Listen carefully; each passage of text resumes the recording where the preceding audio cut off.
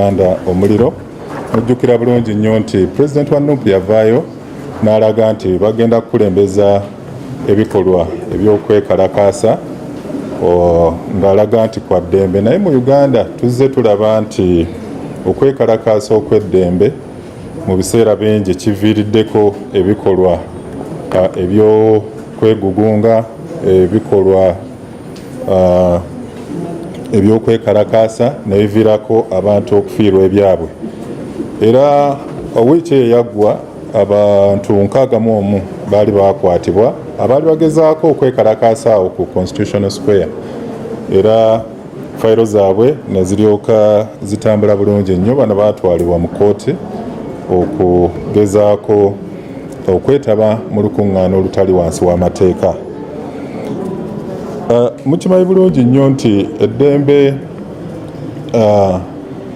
ly'obwebangerizze nga libeerawo mu ggwanga lyaffe Uganda, era tuliwaniridde nnyo, naye ekikolwa kye tuzze tulaba kyekyokuba nti mulimu abo abatabuzitabuzi n'abantu abalina ebigendererwa kati nga bakigwanyiza.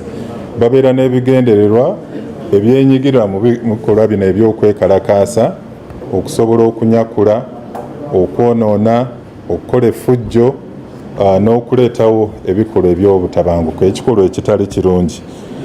Era bino tuzze tubiraba mu kwekalakaasa okuzze kubeerawo emabega, naye nga wano we tuli olwaleero twagala kwebaza bannabyabusuubuzi bonna, abakasiita tubeebaza, bannatakisi mu paaka zonna tubeebaza, ababooda, abasuubuzi, abakozi bonna mu kibuga baasobola okuvaayo ne balaga nti bo si beeteefuteefu kwenyigira mu bikolwa ebyokwekalakaasa obw'ekika kyonna. Wano we tuli kumpi myezi 2 okuva okulonda we kwaggwa, naye ng'era olaba nti abantu ebbugumu liri baali balina mu bikolwa ebyobufuzi bagenze bavaayo, nga kati oli kyatunuulira ebbanga lye bafiiriddwa, abaana tebasoma, bizinesi tebasoma, abantu tebagenda bweru kusuubula, ebikolwa emirimu egisinga gyataataaganyizibwa, so tebali beeteefuteefu kulaba nti ate beeyongerayo mu bikolwa nga bino ebyokwekalakaasa.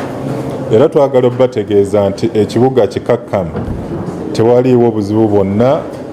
Ndowooza Honorable Kyagulanyi abadde akyalina kiri ekifaananyi ekyaliwo ekya Novemba 18 mu bbugumu eryo we yakwatibwa, then ne walyoka wabeerawo olujegere n'olukululo wano olw'okwekalakaasa mu bifo ebisukka ebisatu, naye ndowooza leero musobodde okulaba tekibaddewo, era security eyimiridde bulungi nnyo.